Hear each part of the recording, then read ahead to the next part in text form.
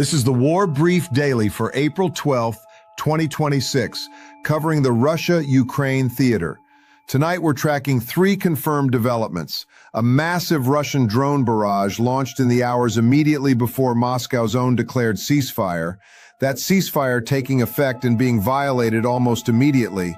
And the largest prisoner exchange in recent months, with 175 Ukrainian service members coming home. First, the pre-ceasefire drone barrage. This is confirmed. Overnight on April 10th into April 11th, Russia launched 160 Shahed-type drones at Ukraine.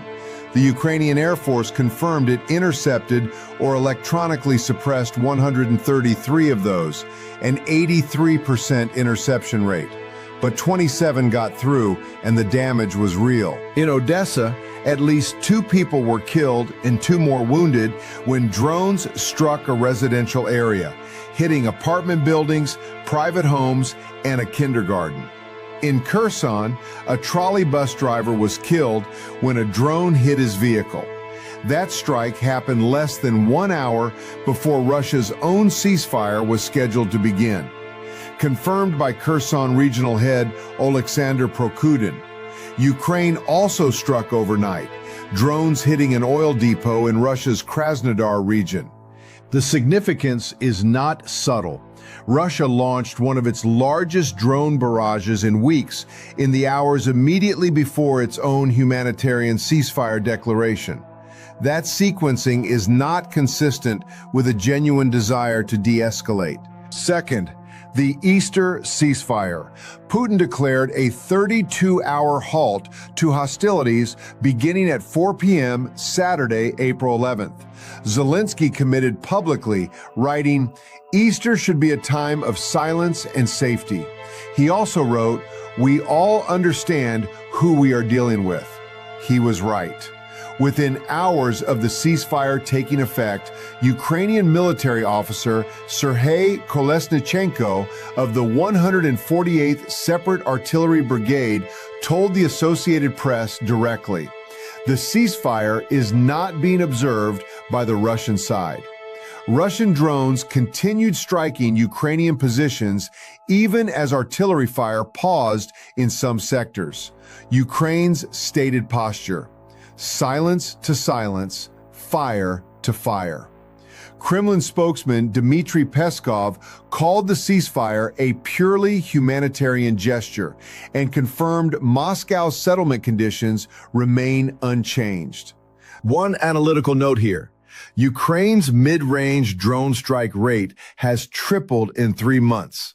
41 strikes in January, 61 in February, 115 in March.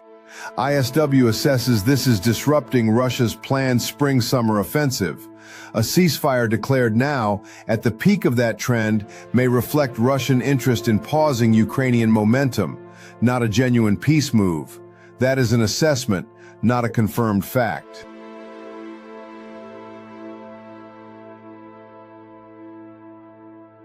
Third, a major prisoner exchange, also Saturday.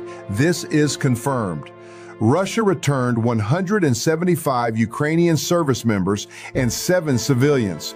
Most had been held since 2022. Zelensky confirmed the exchange, writing simply, "And finally, they are home."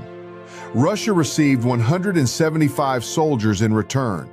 Separately, 7 Kursk region residents held in Ukraine since the August 2024 cross-border incursion were also returned, confirmed to be the last civilians from that operation, closing a chapter tied to the first foreign occupation of Russian soil since World War II. Exchanges remain one of the only consistently functioning agreements between Kyiv and Moscow.